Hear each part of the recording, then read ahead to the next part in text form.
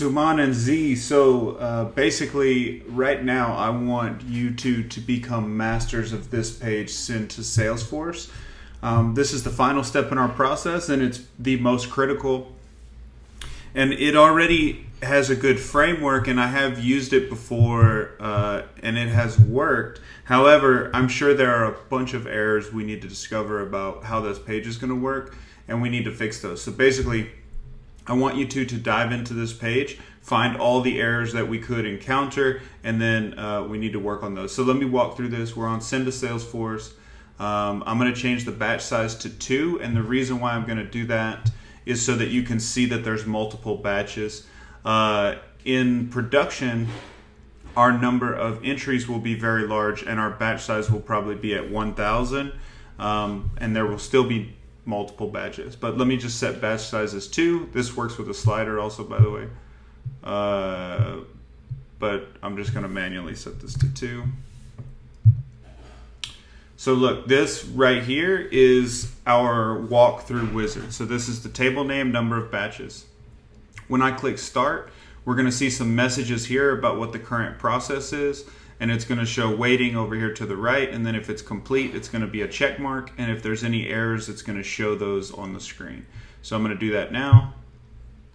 So to-dos is sending the first batch, sending batch 1 of 1, checking on batch 1 is complete.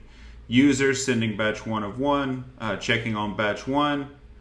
We received some errors, and so it stops at this point. And you can read the errors here in the console. We can go figure out why those errors were thrown. So this process works pretty well. So what we need to figure out now is what all kind of errors are we going to encounter, and how can we solve for those errors, and how do we display those errors to the user. Like for example, this one, malformed ID, record ID, ID value of incorrect type. So it could be that, I'm not exactly sure, I haven't even looked at this map, but probably we're mapping data that doesn't belong, like the ID is malformed. That's fine, that's something we need to check on. But for example, Suman brought, or Z brought up earlier that she's concerned about mapping to pick list values.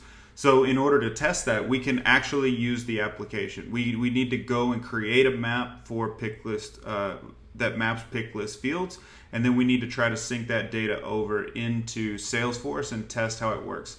So basically, I want y'all to really dive into this page, understand how it works, and try to find any errors that we might encounter. All right, thanks.